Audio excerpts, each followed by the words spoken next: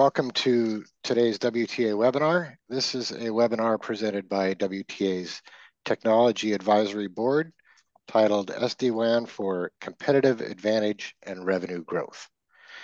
My name is Randall Barney. I'm Director of Certification and Membership for the World Teleport Association. I'm joined today by Robert Bell, who is Executive Director for the association. What we do every day is advocate for the interests of teleport operators, as well as promoting the excellence in their operations, their technology, and their business practices. Our webinar today is based on a report that is available on our website of the same title, and we'll be talking about that in just a moment. The Technology Advisory Board was formed to address the rising challenges and opportunities that our leading members feel are really changing the nature of the game. The purpose of the board is to give them guidance. What are the most important advances you need to keep your eye on? What are some of the appropriate technologies for the kind of needs you have?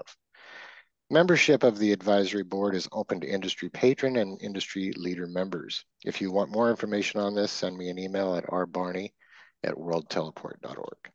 After this introduction, we're going to cover some of the key insights from that published report, and then we'll launch into a discussion with today's panelists. I would also like to thank our industry leader members who make possible our research reports and webinars. They are Eutelsat Group, Intelsat, Kratos, Liquid Intelligent Technologies, and SES. I'm now going to turn this over to Robert Bell, who's going to cover the key takeaways of the report. Robert? Thank you, Randall. And welcome, everybody. We're glad to have you with us. This is a very interesting topic, and we have some very interesting people to talk about it. Some of the highlights that you'll find when you look at our report, just touching very briefly on them. SD-WAN. I remember years and years and years ago being at a conference. It was actually an early satellite conference, satellite show taking place in a hotel in Washington. And I was walking down a corridor following, as it turned out, two senior executives, one of whom turned to the other, not knowing that anybody was listening, and said, "This internet thing, you think there's anything in it?" And the other fellow said, "Well, I don't know." Well, it turned out there was. And SD-WAN, well, it turns out that is a thing too. You have a set of technology advances taking place. You have customer demand driving our industry, both on the ground and in space, to adopt this well-established, well-accepted terrestrial architecture. And why? Why is it a good idea for the industry to leap up and do what it's doing right now? Well, because it's a pathway to much, much greater capability. We're talking about serving customers with less overhead, at lower cost, with greater flexibility. I mean, greater flexibility. I've come to just sum this up in my own mind, at least, as saying, finally giving the satellite customer exactly what they've always wanted, which is to not have to worry about how the signal gets there. Just get it there for me, please. It's also forcing a shift in how, and I think a very positive one, in how companies in our industry think about what they do, rather than providing discrete services, a VSAT network hub, a uplink, downlink, and so forth. Increasingly, everybody in the industry is realizing that they're actually in the network service business. And again, the customer doesn't need to know how it gets done as long as they get the service they require. Interestingly enough, those customers themselves are very wide-ranging in their understanding of the value of this technology. There's some very savvy ones who will come with you and say, SD-WAN, I want SD-WAN for this solution. Others will just describe to you what they want. And of course, what they want are the capabilities provided by SD-WAN. And finally, we ask the question, is this, a big advantage? Is this something you can basically base growth of your company on for a number of years going forward? And the answer from our contributors was, well, yes, but not necessarily for very long, because like any foundational technology, this one's going to be adopted widely, and that competitive advantage will gradually erode. But, and I thought this was a great point made by one of our contributors, it's not so much SD-WAN, it's the tools that you will create with it that will provide that enduring competitive advantage that, of course, we're all looking for. So we have four very interesting people to talk about this today. They are Frank Zullo, who is president of Network Innovations Advanced Networks, a very important technology company in our business. Michael Doty, I said Michael instead of Michelle because, I'm an American. Michelle Doty, Chief Commercial Officer at Nexsat, which is a ground segment as a service provider based in Europe. Kartik Sheshadri, who's Vice President of the International Division at Hughes Network Systems, company that needs no introduction, and Kevin Tobias, Director of Product Management at Kratos Defense and Security Solutions. So we have with us two very different service providers. We have two very innovative providers of technology, and I think that's the right group to help us out here. So, okay, I'm going to now stop sharing so we can see our speakers in their true living color and size, and we'll take it away from here. Hello, Randall. You're still spotlighted in my view, so maybe you want to, or actually, it's me. I got to switch to gallery view. Okay. So away we go. I'd like to start by asking each of you to describe how you and your company relate to this SD-WAN for competitive advantage topic.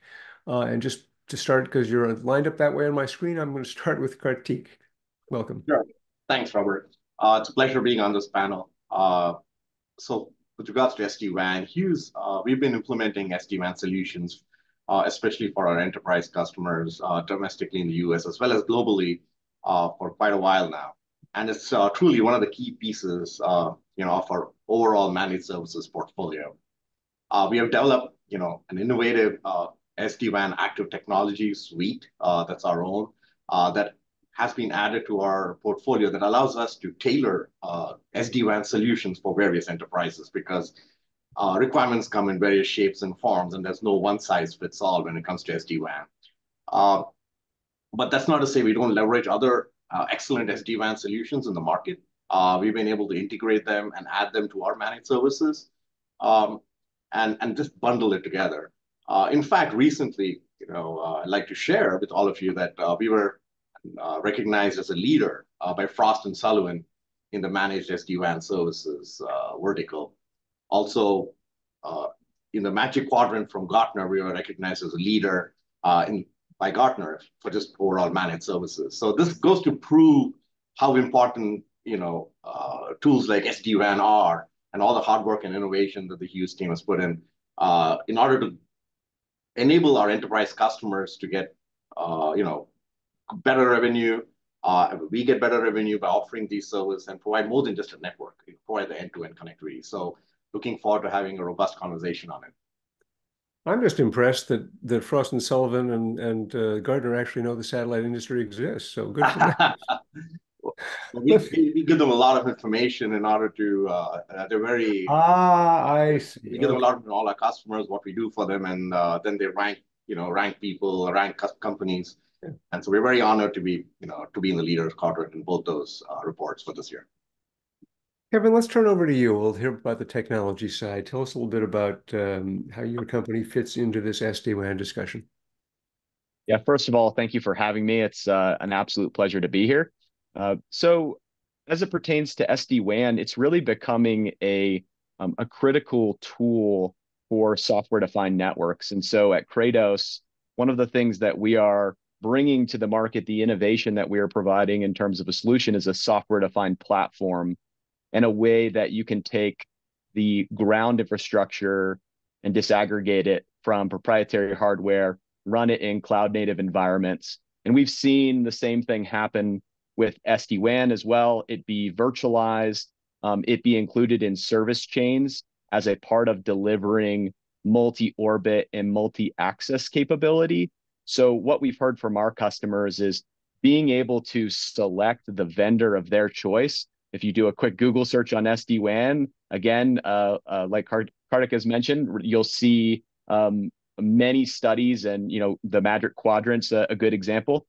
Many different vendors bringing many different values depending on your particular market. And we believe that by taking a standard software-defined approach, it opens the choice for our customers to be able to select the right SD-WAN tool for them with the capabilities that enable them to either bring multi-orbit services or resilient services across their service fabrics.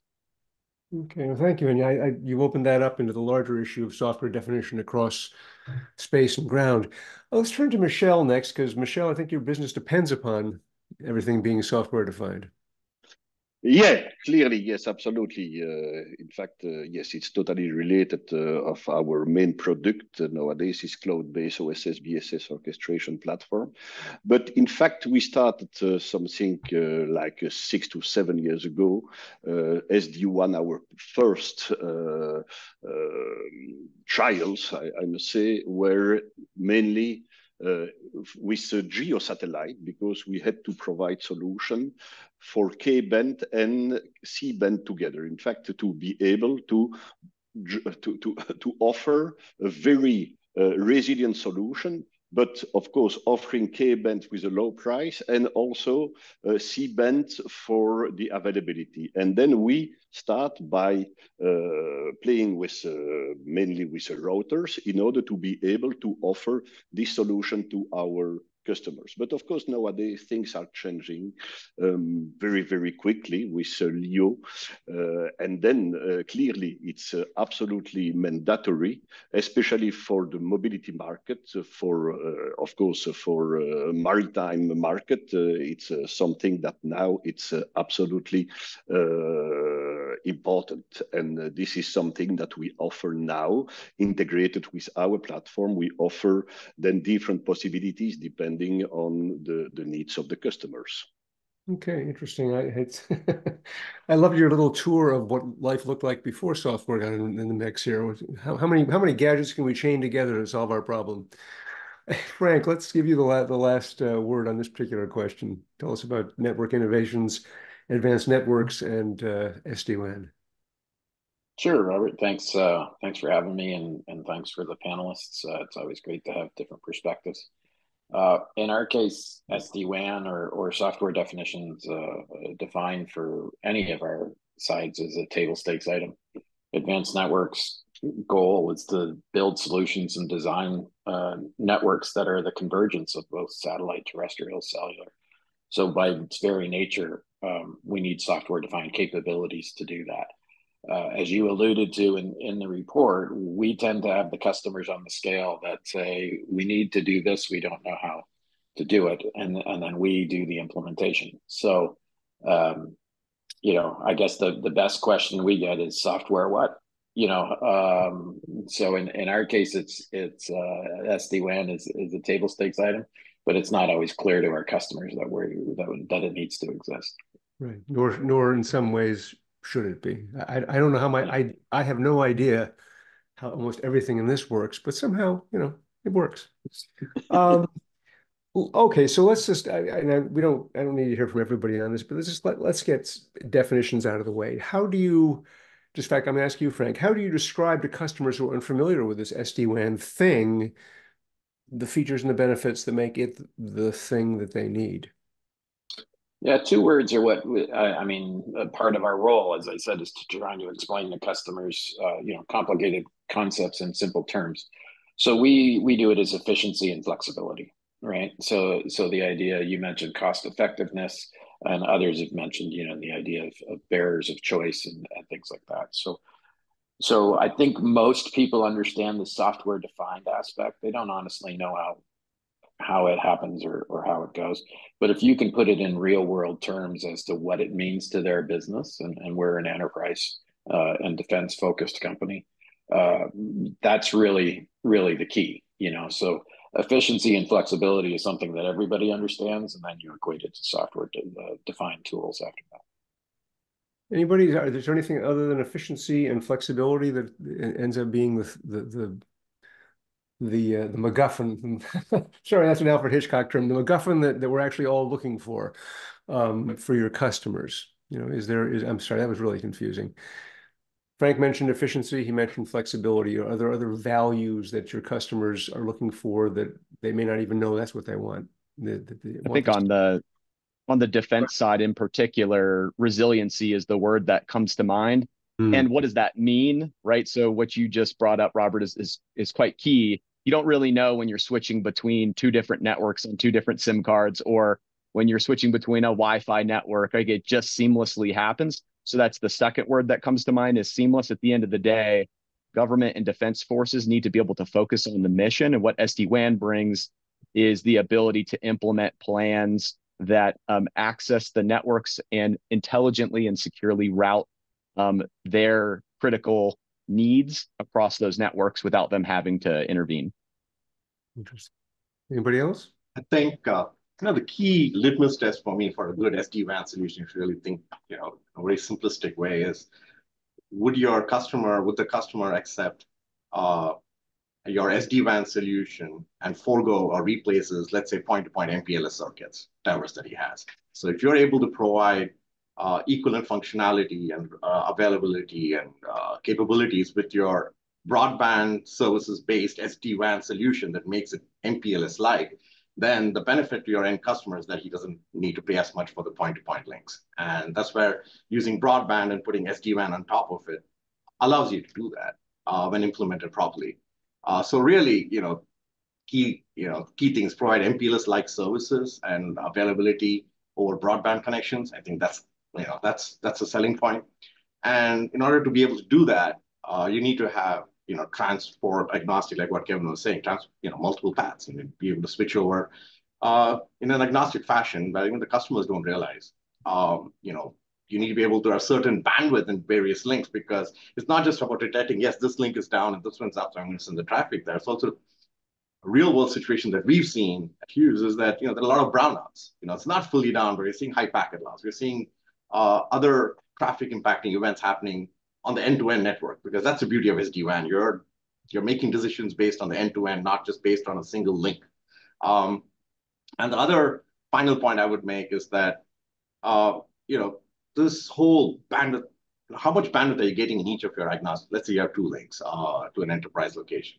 That bandwidth changes by day, whether you're using LTE or satellite or cable modem.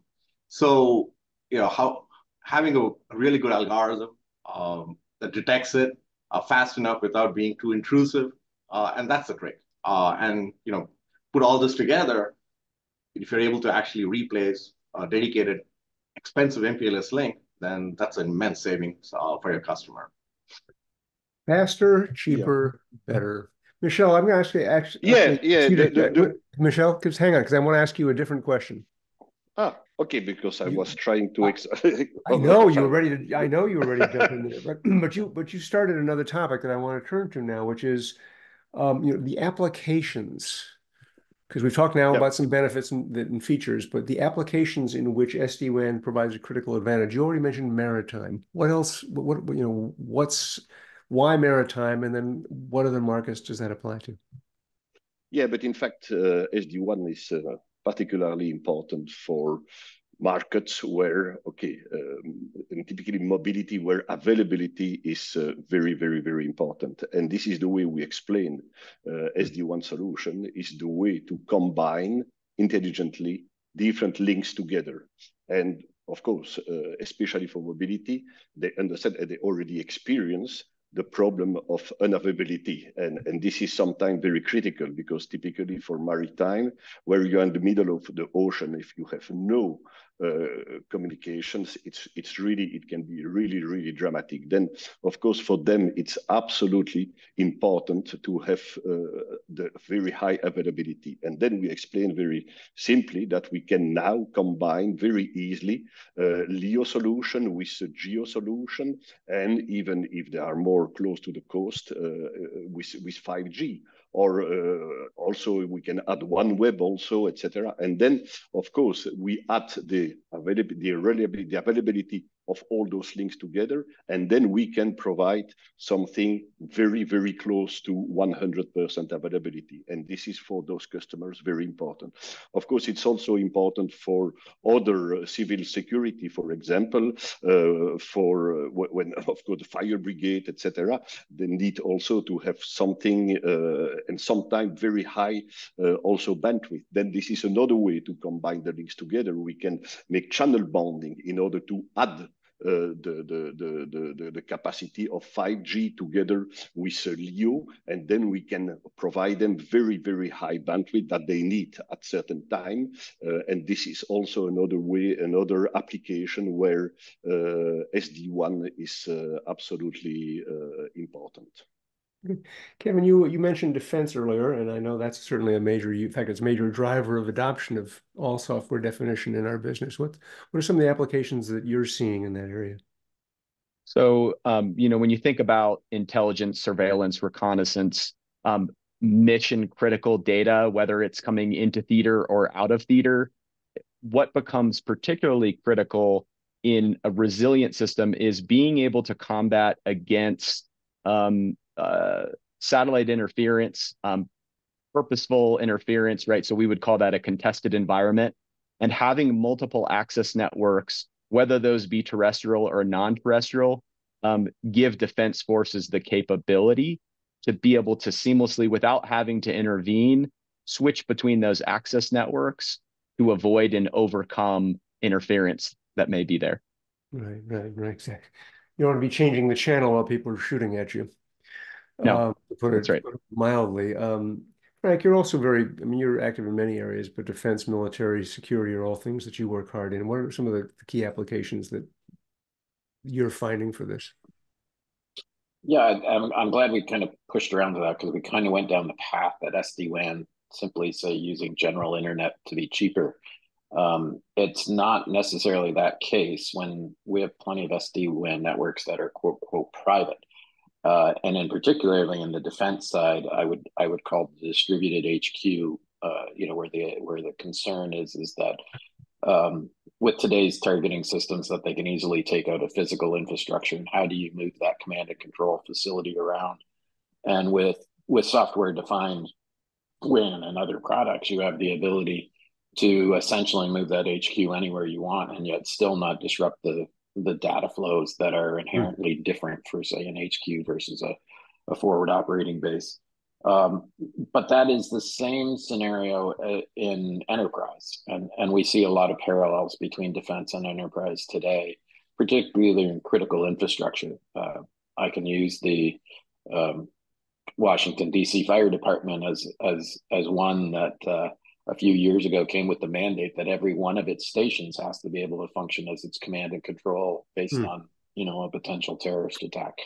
So it's not isolated to efficiency in terms of dollars. When I was also referring to efficiency and flexibility, I was referring to efficiency in full operational capabilities. So if you have to pick up your command and control and move it 1,000 miles to the east, you can't simply rely on the fact that you may have some static communication lines that are no longer there, because then you're reducing capability of that move. So in this case, software defined is really fully integrated with operations, and that's our bailiwick, is the fact that that's the building those types of networks is core to our solution offering. Right, and of course, the fact that it is faster and cheaper and better is also critical to the customer being able to afford a solution that allows them to jump their headquarters 1,000. Nobody seems to spend less money; they just want to do more with it. Nicely put. I like that. Kartik, I just want to throw in an application here, and then I have a question from our audience I want to get your opinion on.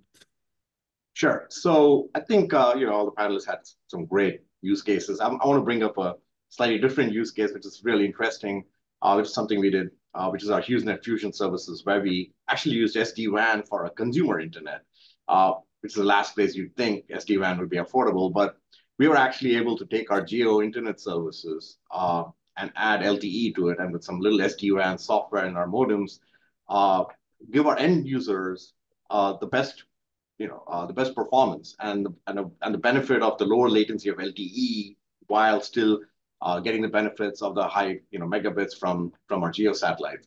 So SD-WAN absolutely defense, mobility, military. There's also aero, I think, for coverage purposes, switching geo, LEO, MEO. I think Michelle mentioned that. So a lot of that mobility market, the defense market, the enterprise market that we already talked about. And, interestingly for us, we're also leveraging it in our consumer geo internet services. So it's proliferating everywhere.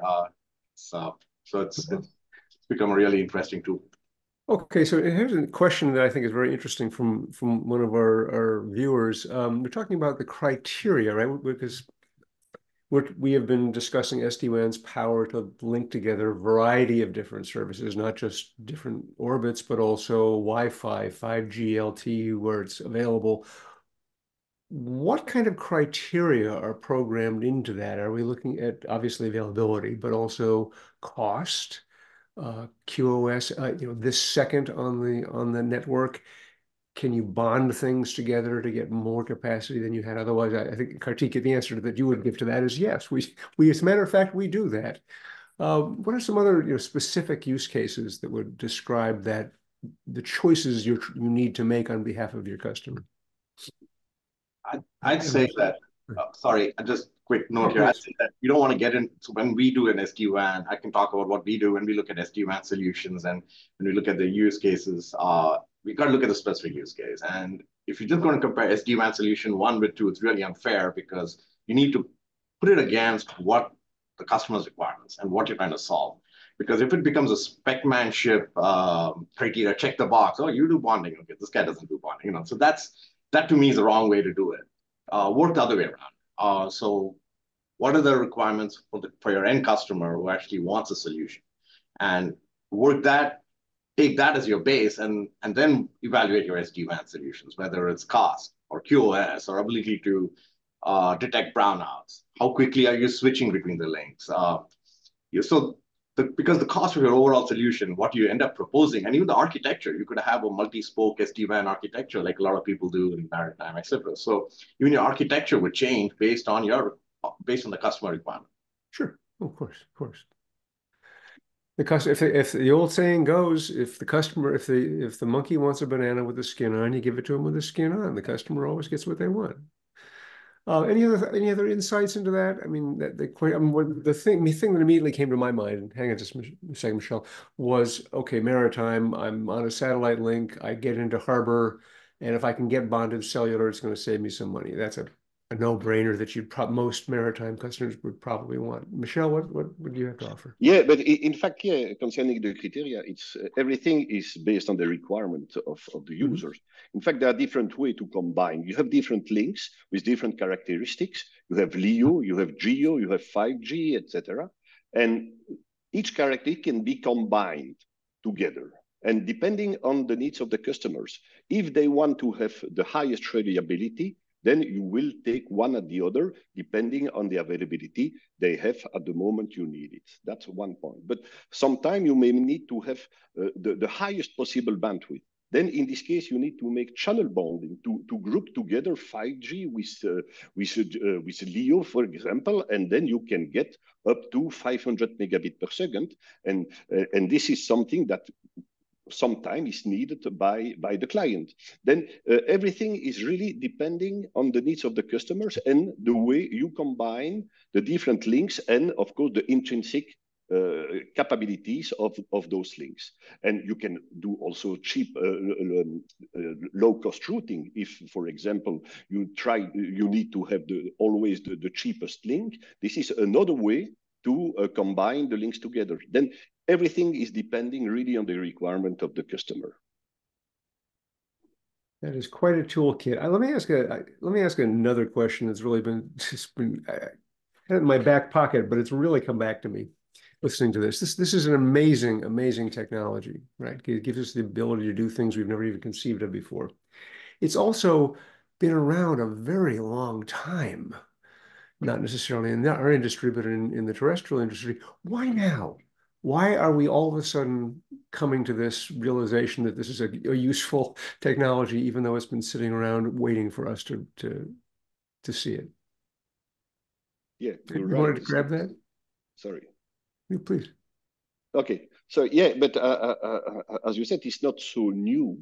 And clearly, yes, as I said, we start this in the first application 7 years ago, something like that, on satellite. But in fact, nowadays, yes, we are pushed in this SD-WAN area because, in fact, I think mainly on the LEO and Starlink, because it offers a new link with a lot of very good things, low latency, wide bandwidth, affordable price, and this is very good. But of course, it's not perfect, and sometimes you have some holes. And then you need to increase the main point was to increase the availability, because in the middle of the ocean, in the beginning, it was not working very well. Then, especially for maritime, we need to add also the possibility to switch automatically to GEO. And this was, I think, the first motivation to offer SD-WAN, especially in our case. I don't know if maybe some other participants have face other reality, but this was really for us the push and for us to develop this product and to add this in our portfolio of solution available from our platform. Okay, Kevin, how about what's your view? That obviously your company's been in this business for a while.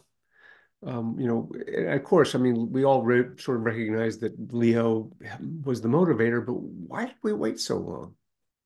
Sure. So I would absolutely echo Michel's sentiment about, multi-orbit now is kind of table stakes in order to be able to compete and provide, lower latency, higher throughput type services. But to the point, digital transformation would be one of the major drivers that I see. So now as we see this across both the space layer and the ground infrastructure, most of the spacecrafts that are on order are software defined. They can change their configurations on the fly. The ground has to also become software defined. And so as we see digital transformation happening at the ground infrastructure level in satellite, SD-WAN kind of becomes a critical part of the service chains of the various network functions that are needed to deliver a service. And so we gave the maritime example. We gave the defense example.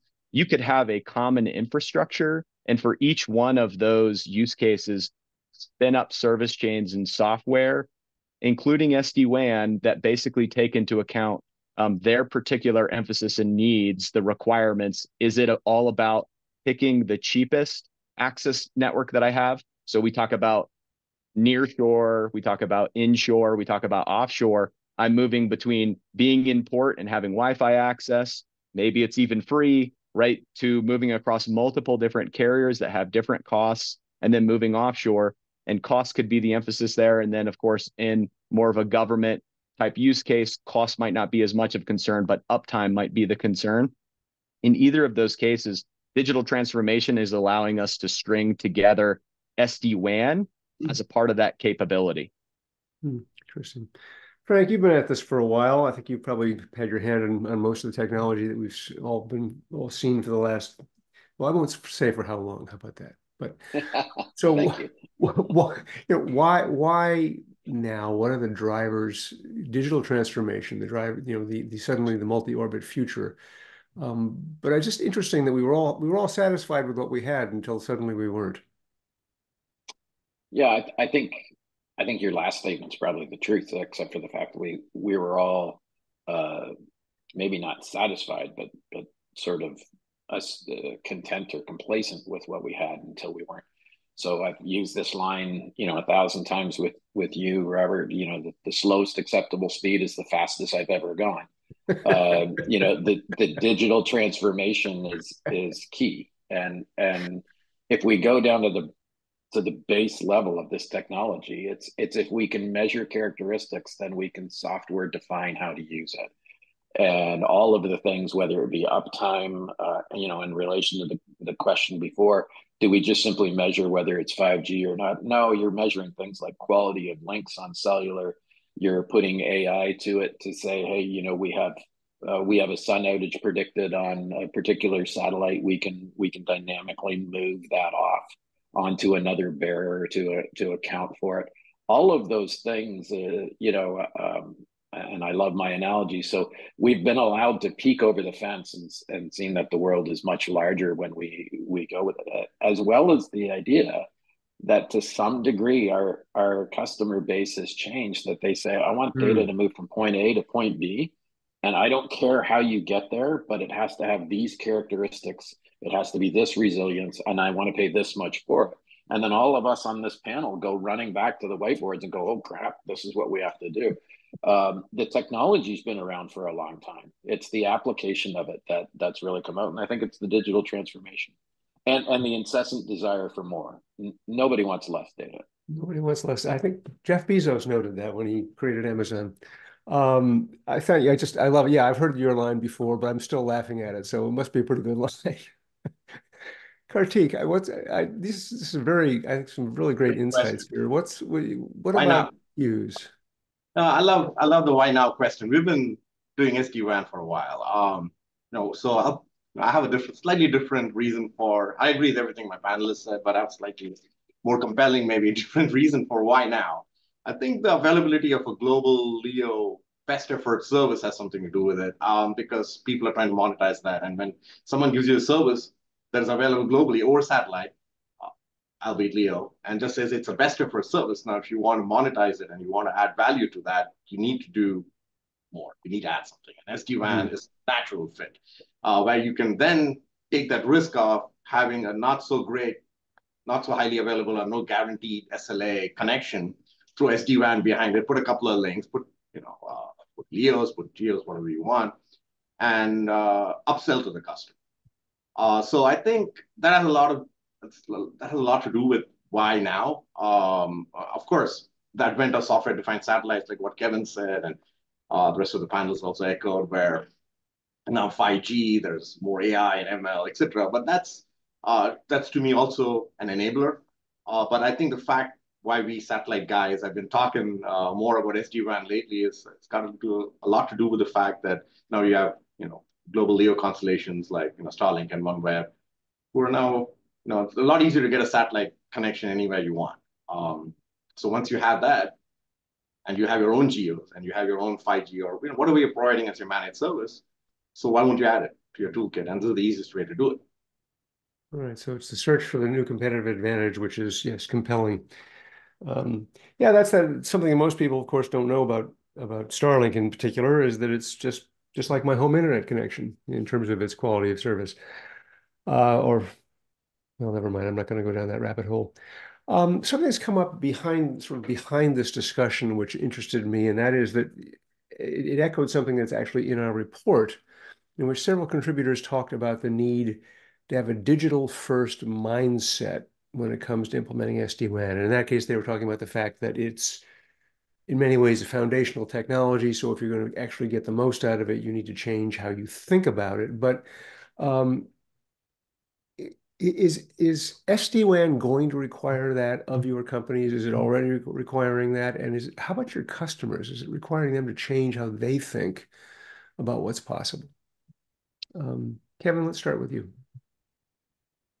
Sure. No, it's a great question. And I think I'll have to harken back to the digital transformation topic, but I think it's worth looking at where have the telcos been for the last 10 years. And they've been on this journey of digital transformation for quite some time now. They've been virtualizing applications at the edge of the network. They've been running SD-WAN there. And, they've kind of typically looked at a satellite as kind of a necessary evil in order to fulfill their kind of desire to provide ubiquitous connectivity.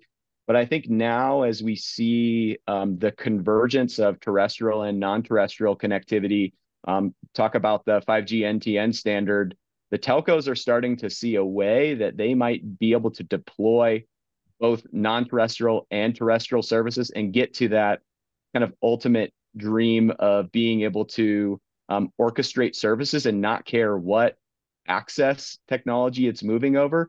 And so what it means then is we have to be digitally transformed as well to be a part of that telco ecosystem. So when we talk about digital first, that's really inherent to our belief with OpenSpace at Kratos. It's all about creating a software-defined network, and we do that by digitizing, by virtualizing, by orchestrating those on top of cloud-native platforms, and be able to move them to the point of presence where it provides the most value to the customer. So that's really inherent to us. And then the second thing that I would say is, from a digital-first mentality, because it just goes back to that pipeline of software-defined space layer.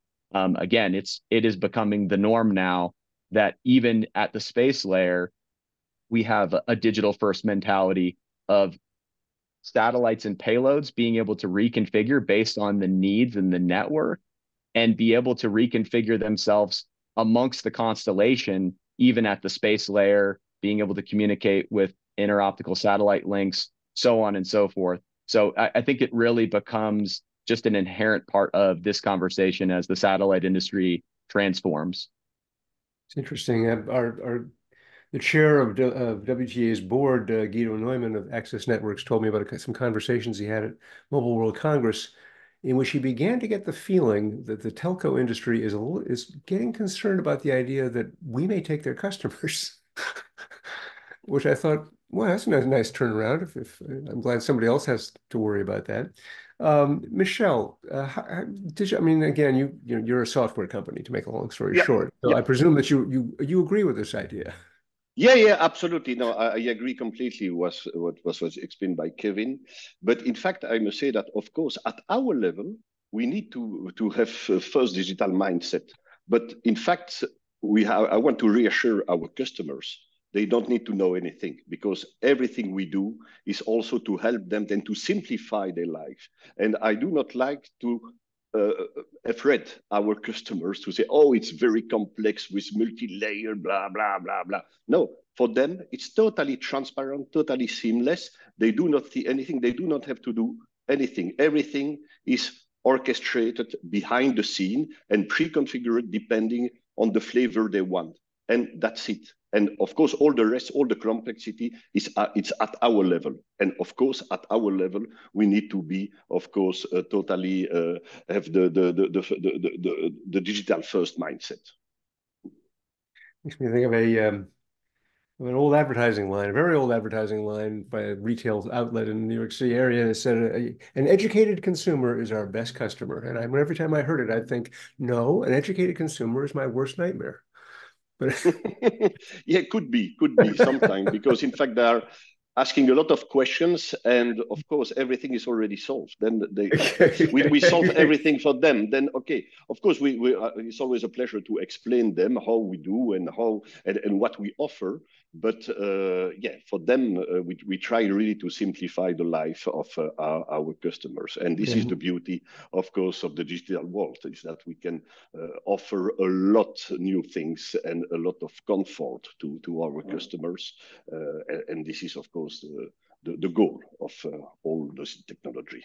Well, as a proud non-engineer, I thank you for that. Kartik, so Hughes because Hughes has been at this for a while. You've been through your whole analog to digital transition. You've been through your digital transformation. Digital, what do you think of when I talk about this digital first mindset and its importance? Yeah, I think that's really important to have that. And I think a lot of companies now have that mindset, because that's what you need to have in order to have a successful business these days. That's that's a mandatory requirement as far as I'm concerned, because having that kind of mindset, you're not just pitching a network or a SD-WAN or a specific piece of equipment, because the minute you do that as a as a service provider or as a vendor, a pure vendor to the customer, you want to keep upselling. And if you want to be sticky with the customer, you want to be able to add services on top, layered on top. So and that's where SD-WAN, having this whole digital mindset, put SD-WAN today, yeah, okay, I can bring the network along with it, and then add security on top of that, then add other things on top of that. So that gives you that, and that's one reason why a lot of our customers have been at this for decades, because we've been able to grow with them as the market has changed. We've been able to provide additional services. And there's this trust that's built up that, yeah, Hughes knows what they're doing, or company A knows what they're doing. They've been with us for 10 years. So that counts a lot, right? When you're working with, especially with enterprise customers, retail chains, banks, you name them. So, they know you're not just words, you actually have implemented it, and you have numbers to back it up. So for example, one of the a good pitch that I use typically with our buy customers is, hey, look, here are some sample customers. I did SD-WAN for them, whether it's high availability or resiliency. And when they were on a single link without SD-WAN versus look at the availability with SD-WAN and the dual link and the delta cost. So here's your delta cost typically per site. And here's your increase in availability. You went from 99.9 to 99.99. What does that mean to you?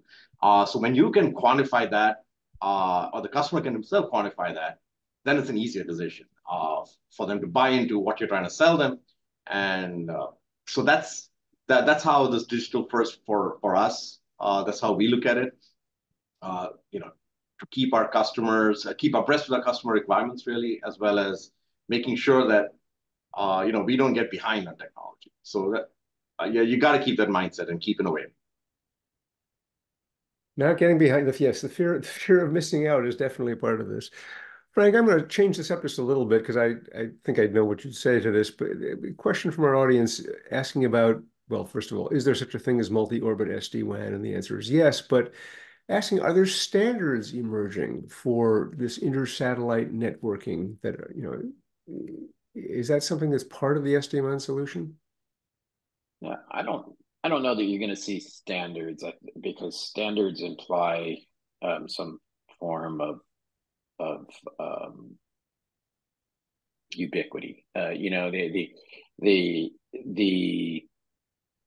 idea of multi-orbit SD-WAN, and I think a few people hit on it earlier, is really to take advantage of the characteristics of the different orbits, to take advantage of, and we haven't really brought up the idea of software defined and its role in security, although we did touch on resiliency, but simply in cyber security, the idea of we're now layering zero trust networks on top of SD-WAN aspects of it, the ability to not only move in the defense posture away from an adversary, but to recover and respond to a cyber attack. You have SD-WAN sites in that.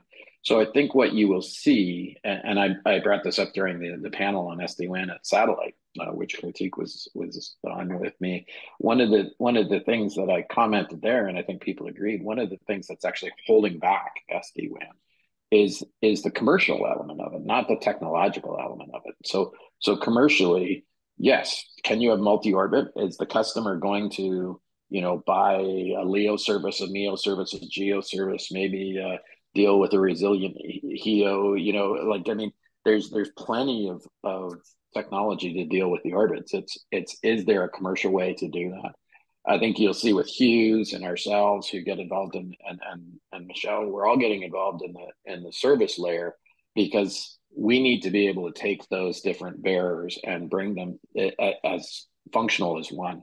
It's very hard for our customers to do that. So to some degree, we have to collect and then build our own service. Will there be a standard around that? There may be a standard for, say, Hughes and ourselves and somebody else to operate, but I don't know that I would sort of go against the idea of having a standard on the bearers, because if you start saying each one of those bearers has to comply to this type of standard, then you make them commodities. They end up focusing to the same thing, where part of the benefit of SD-WAN is to take advantage of the unique characteristics of those bearers. And I just wanted to throw in one line on the digital first. What's second? We talk about digital first, but what's the other option? To me, there is only one option in moving forward, and that's digital first. Do you have like a satellite stand-up act that you do? I'm just curious. Maybe later. Maybe later. Okay. That's right. I mean, one of the takeaways for me from the work we've done and this conversation along with others is that SD-WAN is not it's not a thing. It's not a box. It's a toolkit, and you use it to achieve as you all said, what your customer wants. Last question I wanted to ask is a little, one of those crystal ball questions, right? We've got Starlink out there, 5,000 plus satellites. We've now got OneWeb busy commercializing its first gen while it tries to get its second gen network funded and up. Right behind them is Kyber. Right behind that is Telesat. With all that happening, what is the future of SD-WAN going to be in our hopefully growing segment of teleport and satellite connectivity? And I guess let me just start with you, Kartik. Okay.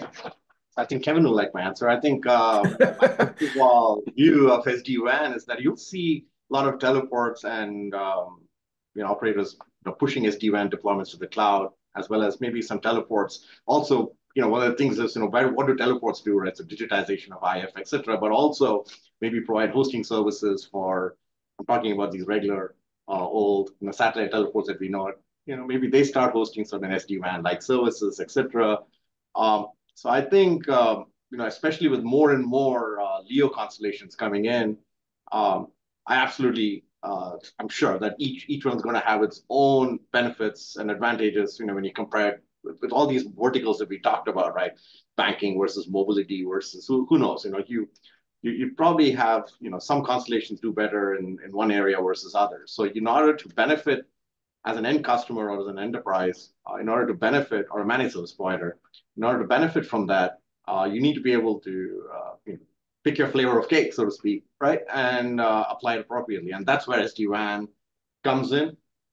Put security on top of it, put your SD-WAN solution there, make it seamless, orchestration, and Bob's your uncle. You should have a pretty good solution there. So I think it's here to stay. I think it's going to get even better. I think this, and then of course, when I look, one last point I'll make is when I look at SD-WAN today, I think one of the key things that I'd love to see in SD-WAN is auto adapts, where we actually look at what kind of traffic patterns are you running, what's important, what's not important, use some kind of ML AI to figure it out, and the terminal or the SD-WAN software automatically prioritizes and ensures that without you having to configure anything for the customer, it just automatically understands and applies the right policies and orchestration to it.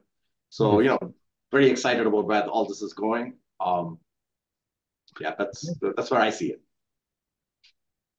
Frank, obviously, I assume nobody here is going to disagree with the idea that there's good things ahead, but when you think about the future applications or the future opportunities, what comes to mind for you? Well, it's specifically, in context of WTA, because the opportunities broadly about the capabilities of networks is beyond that. But in regards to the teleport side and the WTA, SD-WAN is just another push to virtualize the ground segment. And as we, flipping on the commercial hat for a while, as teleport operators feel that their revenue is being threatened because 5-year contracts, 3-year contracts with physical assets are going away, it makes capital decisions very difficult to do. Do you invest in this ground segment or that ground segment or what have you? I think the driving force will be the virtualization of the ground, and as I've said before, actually getting a larger chunk of the pie by having less restrictive covenants and contracts to where you can follow the customer need. And I think we're all making Kratos Day in that particular regard. But yeah, I think it's going to change the ground segment. That's probably the next single biggest opportunity. Is the ground segment has been to some degree revitalized by LEOs.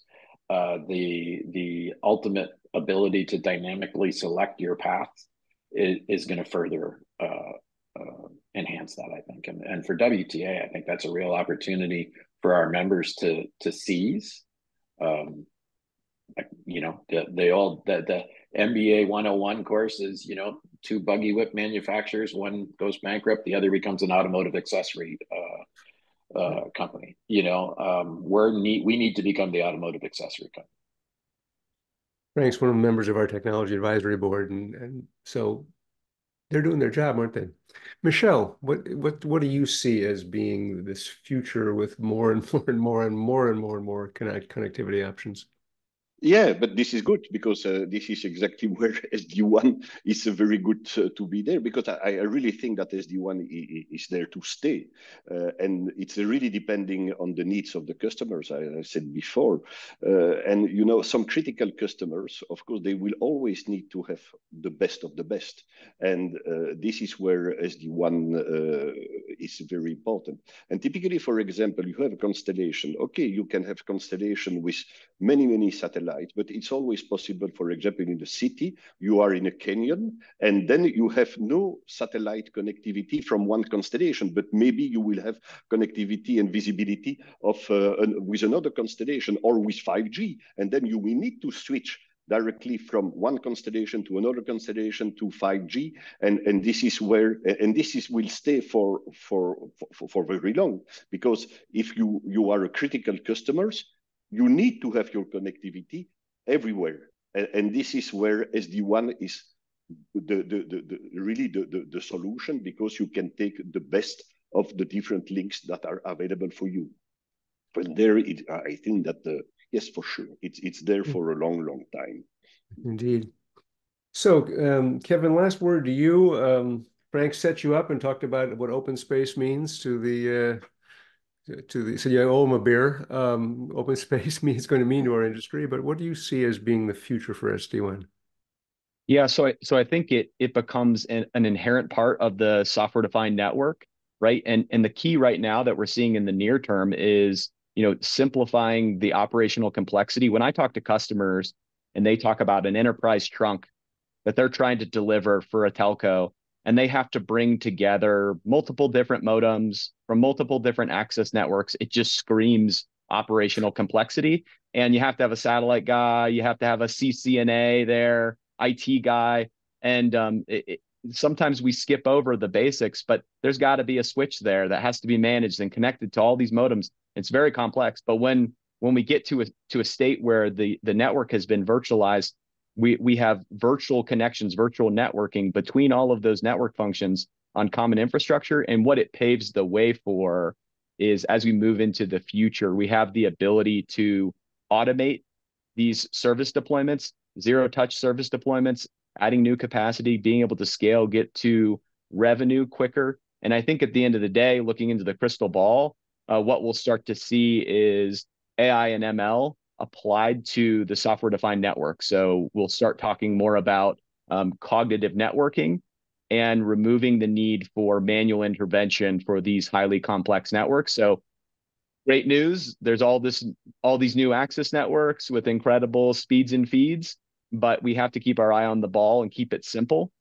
So to the end user, it's a consistent user experience, and they don't really know what access network they're connected to. So we really see with open space, this is the opportunity for us to pave the way for that and provide a solution there. Okay, well, thank you. Thanks to all of you. You've taught me a new word now. I have to keep my eyes open for it: cognitive networking. So I can tell that's going to be another thing. Well, that has unfortunately to bring us to the end of this session with you, if I can find the right thing to show you.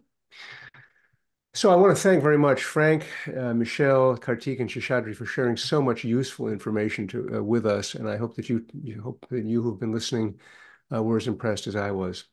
Just to ask you if you just take a moment to fill out that online survey that Randall referred to at the very beginning of this. And of course, also you can download the full report from our website, which is free for members and not free for people who are not parts of member organizations.